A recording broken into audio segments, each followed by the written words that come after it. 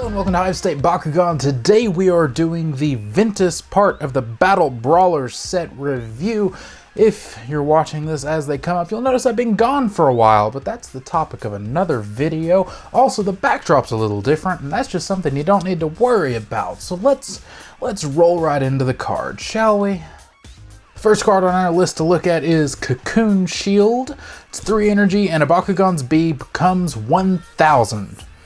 This, I know that there's going to be a rules update. I think it just happened and I have not read over it, so I don't know if this has been errated, but the way this worked, or possibly works, whenever it says a Bakugan's B becomes whatever number, it's talking about the base B. So this card's weird.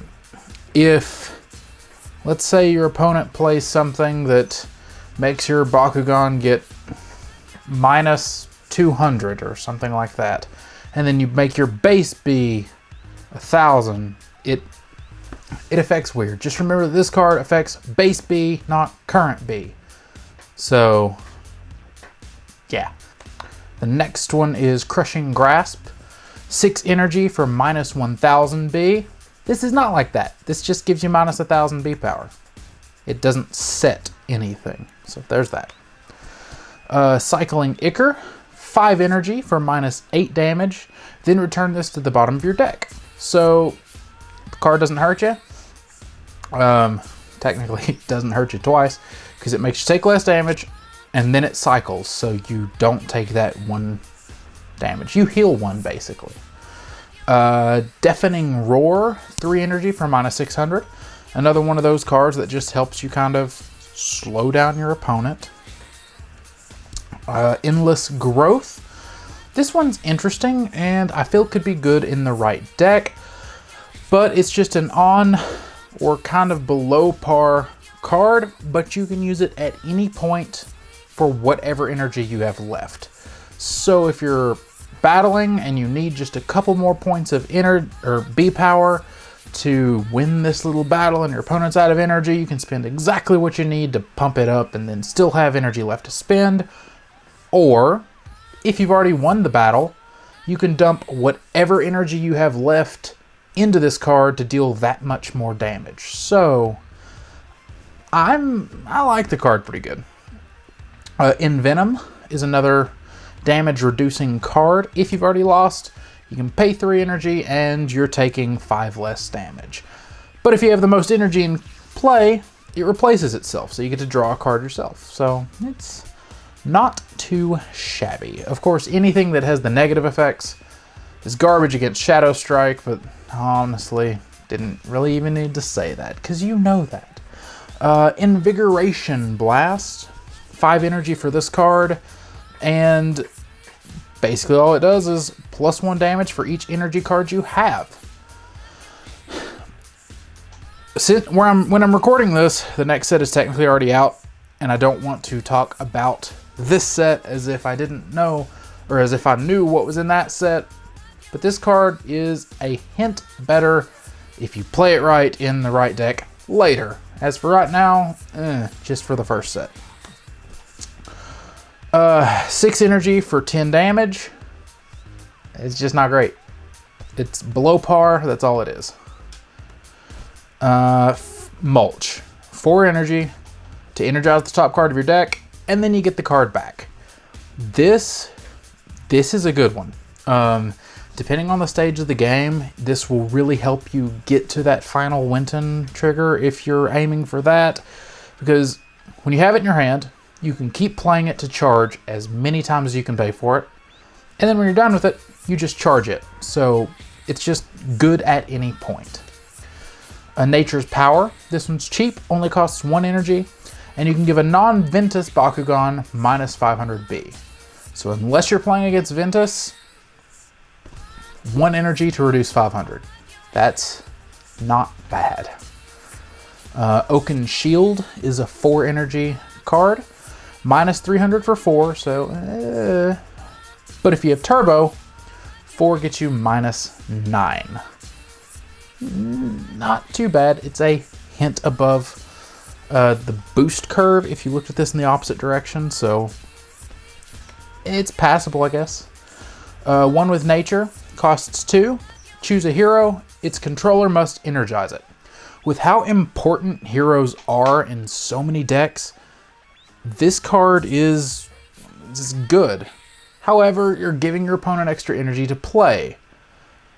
But in some games, I do believe I would be more than happy to give my opponent an extra energy to get rid of that Dankuzo. So, it's runnable. Paralyzing Potion, 4 energy to reduce 7 damage. That's what it does. Later on in the game, it could stop a moderate amount of damage, so 7 is a good chunk. 2 energy for -4. This is just on curve if you did the reversal, so not too bad. Lazer Claws, 3 energy for +2 damage. Garbage, that's bad. Turbo, if you have the most energy, it's for 7. Hint above curve. I'm not a huge fan of this one because you have to have turbo to get that extra boost. But if you have turbo, it's okay. It could be worth that 3 energy. Recycling Boost, also 3 energy here, -200B, not good. But you can bounce it back to your hand. I don't care. I don't like this one. Trox is on it, which is cool, but the effect is just not good. It bounces back, that's cool. But I don't care if it's in my hand if I don't like the effect to begin with, so Shell Shield, 2 energy, -3 damage for each Ventus on your team. So for 2 energy, if you have 1 Ventus, it's just bad. Okay, that's the way these cards work. 2 for -6, if you only have 2. That right there could be very well playable. 2 energy to -6 damage. If you're running 2 Ventus, I think this can be ran. And if you're running 3 Ventus, get 2 energy -9. Yes, please. Shakana, 4 energy for +4 damage. And another Bakugan gets -300B. This is one of those middle of the road cards that I'm not a huge fan of because it doesn't get you there. And it doesn't quite get you there in the other way, so it just... no. I'm going no. Smash is 2 energy. It's for 3 damage. It's just below curve. If you want that little extra, there's better ways to get it. Sonic Howl is 3 energy, and this is +4 damage. But if it's Ventus, you can energize this uncharged. So... if you're not playing Ventus, it's just bad. If you are playing Ventus, hey, it's an extra boost. It'll turn on your turbo for your others, so okay. Stomping Quake costs 7 for 10. That's not good. But if you have the most energy cards, draw 3. The 10 +10 is, I'll take it for that cost with the draw 3.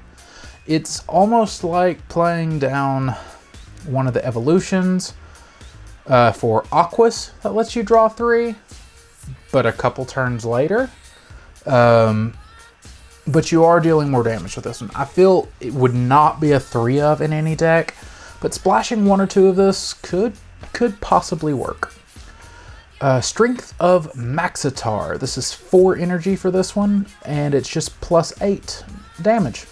Strictly an on-curve card, 4 for 8 extra damage. If that's what you want to prioritize turn 4, it'll do it, but is that what you want to prioritize? Toxify. I don't know about this card. I like it, it's good. Free is always nice. And it'll stop 3 damage. So early game, it can do a decent bit. There have been games where I've played this, turn 1, rolled out, opponent didn't open, and I dealt like 2 damage, 3 damage, somewhere around there, and they were just like, how about none? So it's great to drag out early parts. But later on, whenever an attack's dealing like 14 damage, is that 3 less really gonna help? But, I mean, it's free, and if you mix it with Aquas, it turns on some cards, so I don't know. Turn to energy. 2 to energize this card uncharged. Sure, just a leg up. I'll take it. Extra energy is always nice. Venom Blast, 1 energy for -4. Okay. I like the other one better, but okay. Ventus Moonbeam, 3 energy for -4. No. Turbo, if you have the most energy cards, -8.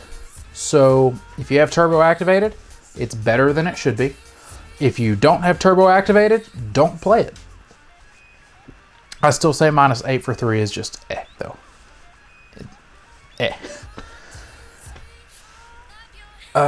4 for Wild Strike, -4. No. Energize this uncharged. Maybe. If you're losing, it'll stop the damage you're taking a little bit, but at turn 4 you're probably taking more than 4, so it's a bit high. And the Energize is nice to help turn 5 play something 6 cost if you haven't already energized anything, so it could have its worth. We're moving into evolutions though. Diamond Maxitar Ultra. This is near unplayable. There's a total of like 1 deck that you can use this in, but you no longer want to use this in that deck because this has quickly become underpowered, but that's spoilers. So what this is it is just a 10-drop evolution for a 1500 B power, which is great, and 15 damage, which is also great.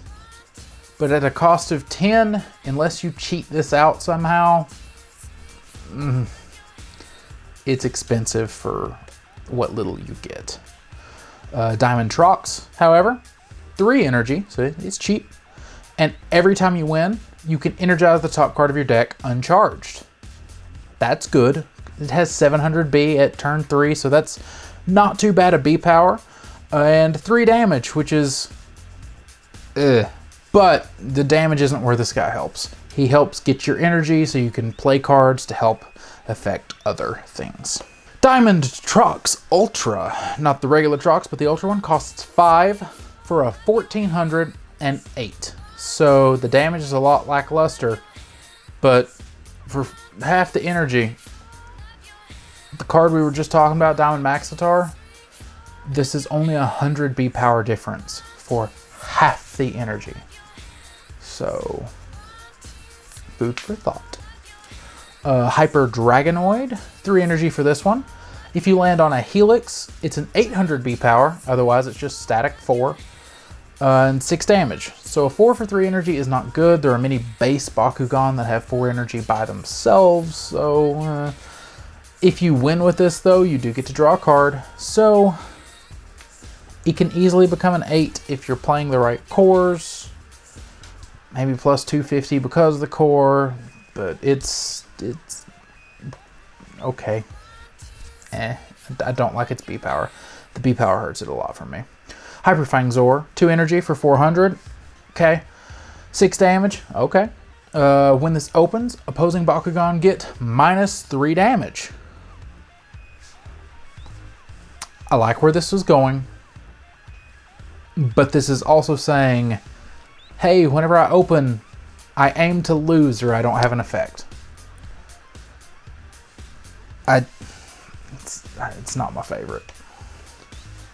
Hyper Nilius, 4 energy for this one. 900 B, yeah, I'll take that. 5 damage, okay. But if you have Turbo, it jumps up to 1100 B and 7 damage. So that's not bad. I think this, for 4 energy, that's not too bad. I could see this being ran in some decks. Hyper Pegatrix, 3 energy for 600 B and 6 damage. That's good. If you land on a Magic Shield, plus 1000 B. Okay. Magic Shields have really, really good boosts right off the top. And for only 3 energy, landing on one before the core's boost, you're at 1600 for a 3 cost. I like this Pegatrix. Ventus Piper Pegatrix is nice. Hyper Mantinoid Ultra. This one is 4 energy and 1000 B power. good. 1 damage, which is not good, but this continually grows as you play. It gets +1 damage for each energy card you have in play. By the time you play this, it's a 1005 flat, because you already have the 4 to play it. It's 4 + 1 is 5. That's doable.